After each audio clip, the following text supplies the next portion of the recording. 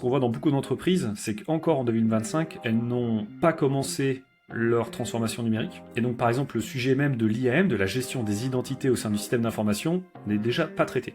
Donc, on commence par la mise en place d'un IAM, et en parallèle de ça, on met en place ce qu'on appelle une stack technique d'observabilité. On va vouloir centraliser les logs, centraliser les métriques, et la centralisation des métriques va nous permettre de débloquer un palier de maturité au sein de l'organisation, qui est très connu, qui s'appelle les 4 Golden Signals ou 4 Golden Ratios, qui va nous permettre de voir en fait quel est le trafic sur mon IAM, mais aussi sur mes autres applications. Est-ce que j'ai une hausse de trafic?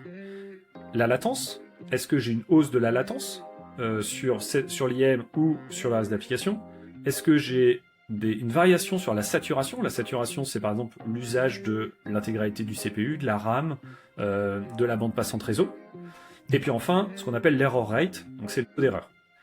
Et donc, on va vouloir mettre en place par-dessus de l'alerting pour détecter des dépassements soit des dépassements de seuil, soit des comportements anormaux. Pour une entreprise, c'est un échec, pour une entreprise et pour une DSI, c'est un échec que ce soit nos clients finaux, qu'ils soient internes ou externes, qui nous remontent des problèmes d'indisponibilité, que ce soit de notre IAM ou que ce soit du reste du système d'information.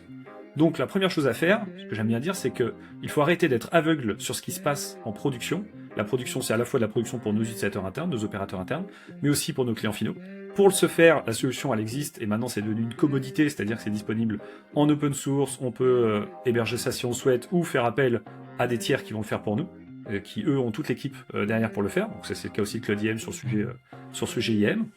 Et donc ces tiers-là, ce qu'ils vont faire, c'est justement garantir, via de la supervision, qu'ils vont, s'il y a un souci, soit pouvoir mettre en place tout de suite des remédiations par une intervention humaine, soit mettre en place de manière automatique tout un système de contrepoids. Alors ça peut être ce qu'on appelle de la scalabilité horizontale, c'est-à-dire on va lancer d'autres machines pour absorber l'augmentation de trafic, des saturations de RAM et de CPU, on va aussi pouvoir résoudre ça avec ça, soit du scaling vertical, c'est-à-dire qu'on va augmenter les capacités de la machine, et ça on peut le faire dès qu'on s'adosse sur des cloud providers. Dans tous les cas, ce qu'on va vouloir, c'est avoir une communication proactive vis-à-vis de nos utilisateurs finaux si on a un début de détection de ralentissement d'un IAM ou d'autres rubriques. De toute façon, la logique est la même à chaque fois.